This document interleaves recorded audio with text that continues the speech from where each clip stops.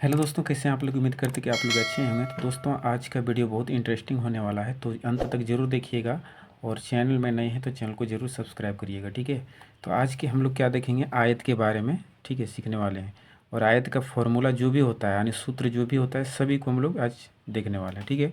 तो देखिए, आयत आयत इंग्लिश में कहते हैं इसको रेक्टेंगल, ठीक है, रेक्टेंगल। अब आयत का परिभाषा हम क्या लिखें, देख सकते हैं कि वैसे चतुर्भुज जिसके आमने सामने की भुजा, ठीक है, आपस में बराबर हो तथा प्रत्येक कोण जो होता है वो 90 डिग्री का हो, ठीक है, तो आयत कहलाता है, ठीक है।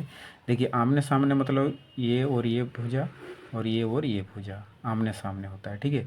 तो आमने सामने की भुजा क्या है, बराबर है। जैसे कि यहाँ पे हम लिख दिए ए बी, यानी ए बी, ठीक है, और डी सी ए बी और डी सी और ए डी और बी सी। देखिए, ए डी बराबर बी सी, ठीक है। तो इस प्रकार से आमने सामने की भुजा बराबर होता है। आयत में होता है एक लंबाई होता है और एक चौड़ाई होता है, ठीक है। तो आयत में 2 ठो लंबाई होता है और 2 ठो चौड़ाई होता है। क्लियर। चलिए, और यहाँ पे प्रत्येक कोण जो होगा ये 90 डिग्री का, 90 डिग्री का कोण बनता है सभी में, ठीक है। ये सभी में क्या बनेगा, 90 डिग्री का कोण बनेगा, ठीक है। और ये जो हम खींचें ये इसका विकर्ण होता है, ठीक है। इधर से भी क्या होगा, इसका विकर्ण खींचते हैं, ठीक है। चलिए, इसका सबसे सबसे पहला फॉर्मूला जो होता है वो होता है आयत का क्षेत्रफल, ठीक है। आयत का क्षेत्रफल क्या होता है, तो लंबाई गुना चौड़ाई होता है। क्लियर।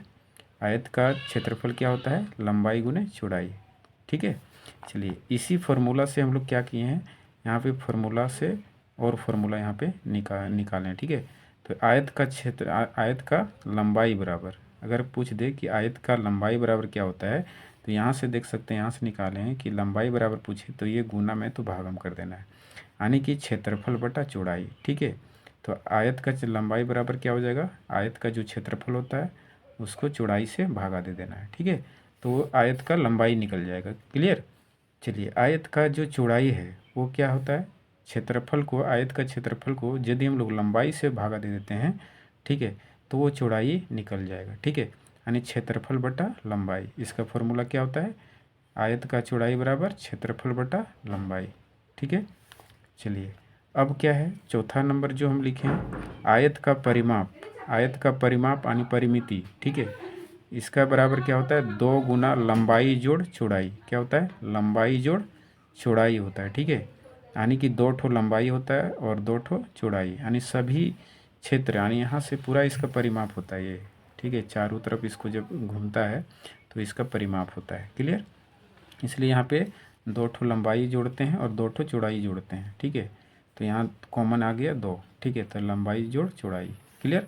चलिए, पांचवा जो क्वेश्चन है, नहीं, पांचवा जो फॉर्मूला है, आयत का विकर्ण, ठीक है। आयत का विकर्ण, इसका भी प्रयोग करना है, ठीक है। तो बहुत सारे यानी क्वेश्चन में इसका भी प्रयोग होता है।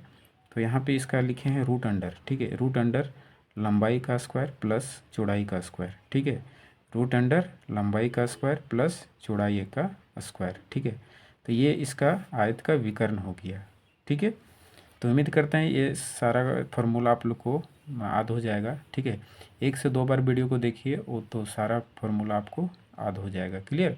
तो आज था ये आयत के बारे में, ठीक है। तो आयत का जो भी फार्मूला था हम सारे वीडियो में आपको डिस्कस कर दिए, ठीक है। और इसका डिफिनेशन भी आप लोग को डिस्कस कर दिए। तो उम्मीद करते हैं कि वीडियो अच्छा लगा होगा। यदि वीडियो अच्छा लगा तो लाइक ज़रूर करिए, और चैनल में नए हैं तो चैनल को सब्सक्राइब कर लीजिएगा, ठीक है।